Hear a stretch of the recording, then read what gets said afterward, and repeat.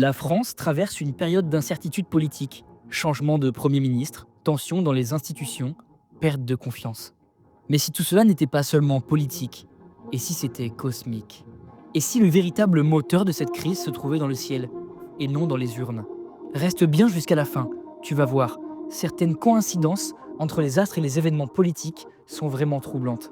On commence par un constat simple. Nous vivons un moment astrologique majeur. Pluton vient d'entrer en Verseau, un événement rarissime, qui n'arrive qu'une fois tous les 250 ans.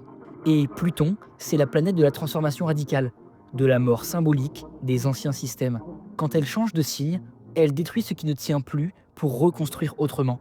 Et devine quoi? En 2025, ce transit touche directement les structures de pouvoir, les institutions et le gouvernement français. Ajoute à cela Saturne en Poisson, qui met en lumière les failles morales, et Uranus en Taureau, symbole de révolte face à la rigidité. Tu obtiens un climat d'instabilité, d'inattendu et de renouveau forcé. Ce que les astres nous disent, c'est que la France entre dans une phase de métamorphose. Les structures trop rigides, les vieilles façons de gouverner, tout ça est remis en question. Et Pluton ne fait pas les choses à moitié. Il détruit pour mieux rebâtir. Autrement dit, ce qu'on vit n'est pas un simple désordre politique, mais une mutation profonde du pouvoir. La France doit se réinventer, et comme souvent dans les grandes transformations, tout commence par le chaos. Et si on allait plus loin? La France, astrologiquement, est une balance, signe de la justice, de l'équilibre et du dialogue. Mais c'est aussi un signe qui vit dans la tension entre les contraires. Ordre et liberté, autorité et égalité. Or, aujourd'hui, Pluton vient provoquer cette balance.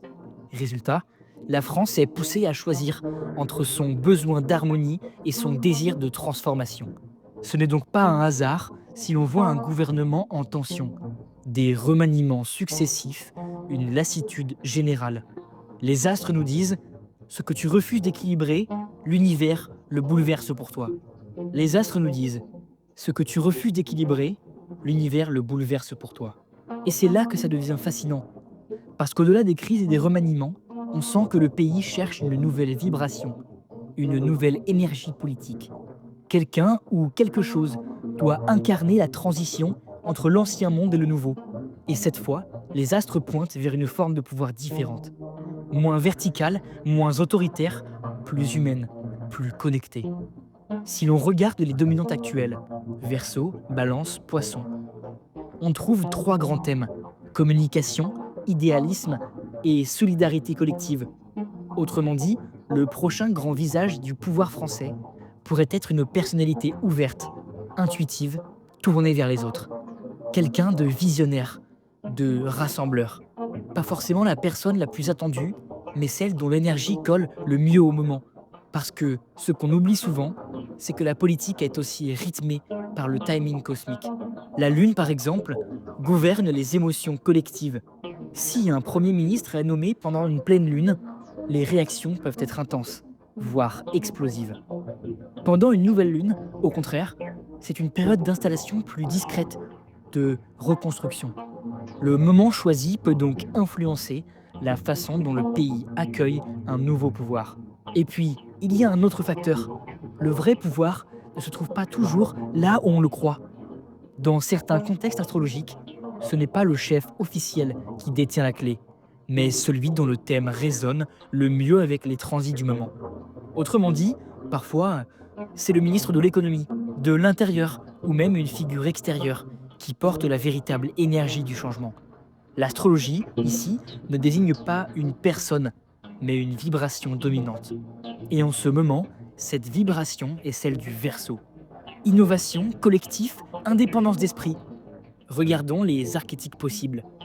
Il y a le technocrate, Capricorne ou Taureau, solide, rationnel, rassurant pour les marchés. L'unificateur, Balance ou Verseau, diplomate, à l'écoute, mais parfois trop modéré. Le combattant, Bélier ou Scorpion, direct, déterminé, efficace, mais souvent clivant. Et enfin, le soignant, Poisson ou Cancer, sensible, empathique, proche du peuple, mais parfois débordé par l'émotion. Chacun de ces profils pourrait apparaître, Mais seul celui qui saura équilibrer stabilité et humanité réussira à tenir. Si on combine tout ça, trois signes semblent particulièrement en phase avec l'énergie du moment. Le lion, parce qu'il apporte le charisme et la visibilité nécessaires pour rétablir la confiance. Le capricorne, parce qu'il incarne la rigueur et la reconstruction. Et la balance, parce qu'elle sait négocier, apaiser et réinventer les alliances. Mais attention, les astres ne prédisent pas un nom, ils révèlent une tendance. Et cette tendance nous dit, le pouvoir va changer de nature, pas seulement de visage. Alors, à quoi s'attendre dans les mois qui viennent? Premier scénario, un profil technocrate prend les rênes. Stabilité économique, mesures fermes, mais une France tendue. Deuxième scénario, une personnalité rassembleuse arrive. Beaucoup de dialogue, mais peu de décisions fortes. Troisième scénario, le plus surprenant, un outsider inattendu émerge. Quelqu'un qui vient de la société civile, un électron libre. Ce serait un vrai tremblement de terre politique. Et astrologiquement, c'est parfaitement plausible. Les astres ne décident pas à notre place, mais ils montrent la direction. Ce que traverse la France aujourd'hui, ce n'est pas une chute, c'est une mue. Une fin de cycle politique et le début d'un autre, plus humain, plus collectif. Ce que tu perds, c'est ce qui ne t'appartient plus. Et si cette crise n'était pas une défaite, mais une renaissance? Et si finalement le chaos politique français n'était que le reflet d'un grand réalignement cosmique? Si tu veux que je décrypte d'autres événements politiques à travers l'astrologie, mets un pouce bleu et abonne-toi. Dis-moi en commentaire, selon toi, quel signe du zodiaque ferait le meilleur Premier ministre? À très vite pour un nouveau voyage entre ciel et politique.